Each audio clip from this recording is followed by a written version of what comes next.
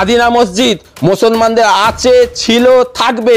তোমরা রাজনীতির নাম দিয়ে একে তোমরা নিতে পারবে না, নষ্ট করতে পারবে। তোমাদের প্ল্যান বিশ্বের মুসলমান নাই, সারা ভারতবর্ষের সমস্ত সম্প্রদায়ের মানুষ বুঝে গেছে তোমরা রাজনীতিককে সামনে রেখে মসজিদের উপরে অ্যাটাক করে মন্দিরের নাম দিয়ে রাজনীতিক রুটি শাখার প্ল্যান করছো। এইটা আমরা হতে দেবো না।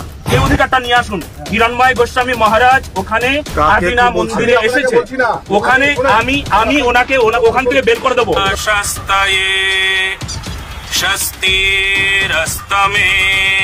এই গেরুয়াগুলোকে লক্ষ্য করে বলতে চাইছি, এই সম্প্রদায়গুলোকে লক্ষ্য করে বলতে চাইছি, সম্প্রদায় তৈরি করছে এরা হচ্ছে ভারতবর্ষের ঐতিহ্যকে নষ্ট করছে। এই আরএসএসের দালালগুলো ভারতবর্ষের আমাদের ঐক্য ভালোবাসাকে নষ্ট করছে। আজকে চিন্তা করুন, বাবরি মসজিদকে নিয়ে রাজনীতিক চললো, তারপরই আপনার জ্ঞানবাপী মসজিদ চললো, এখন পশ্চিমবাংলায় আদিনা মসজিদ এসে গেল। এটা কি প্রত্যেক 5 বছর ছাড়া ইলেকশনের টাইমে এটা হয়? কারা এরা? ইলেকশনের টাইমে মসজিদের ভেতরে মন্দির এসে যাচ্ছে।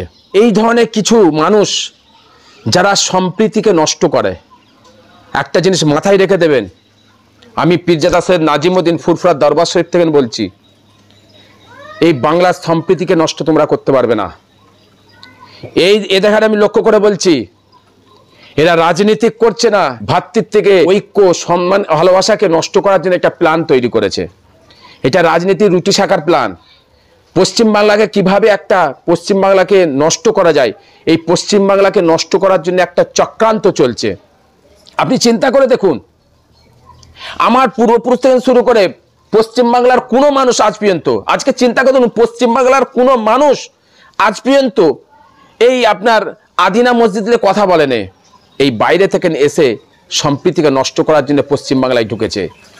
আমি পীরজাদা হয়ে বলছি, সমস্ত সম্প্রদায়ের মানুষের কাছে আমার রিকোয়েস্ট, সমস্ত সম্প্রদায়ের মানুষের লক্ষ্য করে বলছি, হিন্দু মুসলিম আমরা ঐক্য ভালোবাসা একতার সাথে থাকি।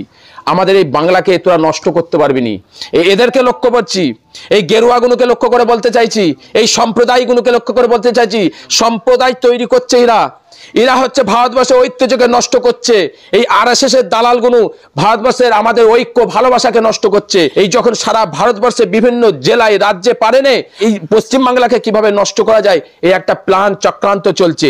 আমি পীরজাদা হিসাবে সমস্ত মুসলিম হিন্দু সকলের কাছে বলতে চাইছি, অনুরোধ করছি যে আপনারা এই জিনিসটাকে নিয়ে কেউ মাথা দেবেন না, একে নিয়ে বড় করবেন না। এরা এটাই চাইছে একটা রাজনীতি করে হিন্দু একটা সম্প্রদায়কে ঐক্য করে এক জায়গায় করে একটা অশান্তি তৈরি করা একটা প্ল্যান তৈরি করেছে। আমরা পশ্চিমবাংলাকে এরা নষ্ট করতে পারবে না, আমরা করতে দেবো না। আমরা হিন্দু মুসলিম ঐক্যভাবে একসাথে লড়বো।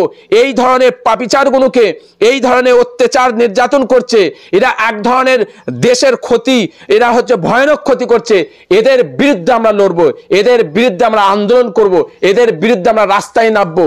আমি বিশেষ করে সমস্ত সম্প্রদায়ের মানুষকে বলছি, আপনারা এইটাকে নিয়ে ভাবুন এবং এই জিনিসটাকে নিয়ে যেভাবে বাজারে ছড়াচ্ছে, অপপ্রচার করছে, এটা হচ্ছে ভোট ব্যাংক করার জন্য, ভোটের জন্য তৈরি করা হচ্ছে।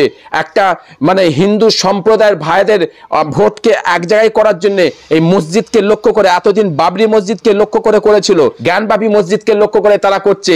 পশ্চিমবাংলার ইলেকশনে পশ্চিমবাংলাকে নিবার জন্য এরা হচ্ছে এই পশ্চিমবাংলায় ঢুকে মসজিদের ভেতরে আটক করছে।